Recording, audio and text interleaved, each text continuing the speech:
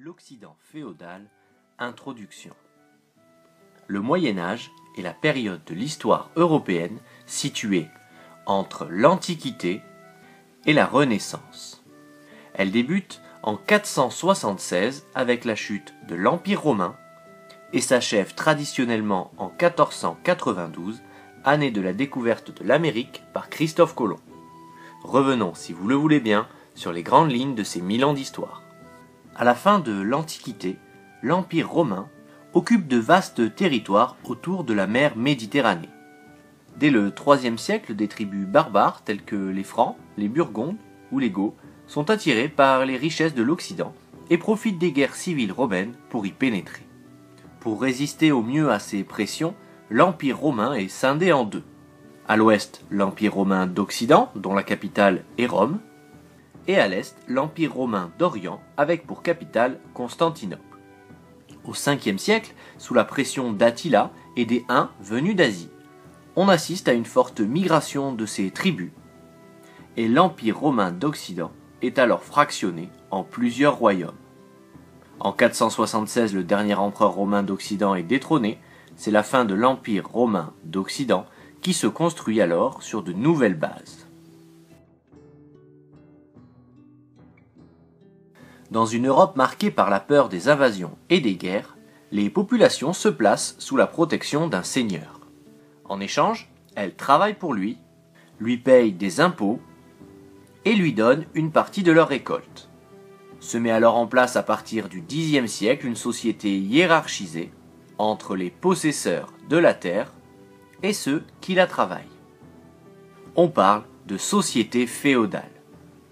Les hommes sont alors liés entre eux par des liens de fidélité consentis plus ou moins librement.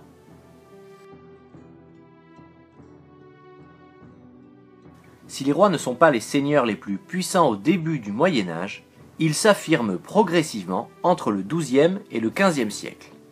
En France, les rois utilisent le système féodal pour asseoir leur autorité sur le royaume. Ils imposent aux seigneurs de prêter hommage et donc de leur être fidèles. Parallèlement, le domaine royal, les terres du roi, s'étendent. Le roi impose ses lois et sa monnaie dans son royaume. Il met aussi sur pied une armée professionnelle.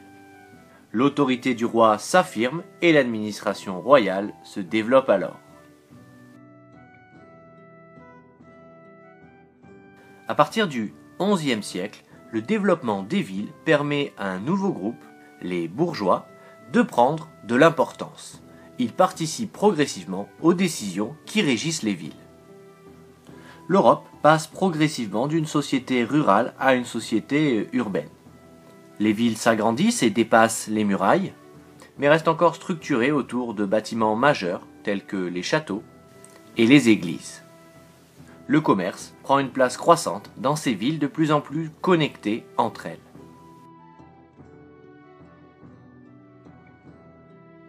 Au Moyen Âge, les Européens sont tous croyants. Pour la plus grande partie, ils sont chrétiens, divisés entre catholiques à l'ouest de l'Europe et orthodoxes à l'est. En Espagne et au Portugal, l'islam prend une part croissante, puis recule jusqu'au XVe siècle. Les Juifs sont quant à eux disséminés à travers l'Europe, victimes de discrimination et de persécutions régulières. Aussi, la société féodale est profondément chrétienne.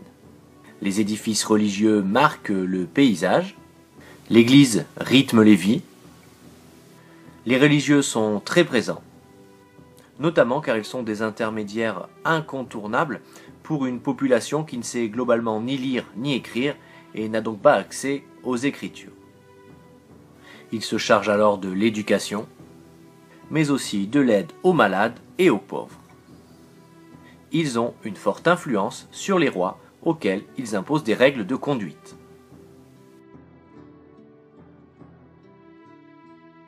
La vie intellectuelle et artistique, affaiblie par les invasions germaniques du 5e siècle, se relance à partir du 9e siècle. La transmission des connaissances est très contrôlée par l'Église catholique, qui a alors pour haut lieu les monastères et les universités qui fleurissent dans les capitales d'Occident. L'art n'est pas en reste et se développe successivement l'art roman et l'art gothique qui couvre l'Europe de monuments témoignant de la place de l'Église dans la société du Moyen Âge. Ainsi sont construites beaucoup de cathédrales, comme la cathédrale de Notre-Dame de Paris. Souvent perçue comme une période obscure, le Moyen Âge est pourtant une frange très riche de l'histoire de l'Occident. Long de 1000 ans, on considère qu'il s'achève en 1492, date symbolique de l'arrivée de Christophe Colomb en Amérique.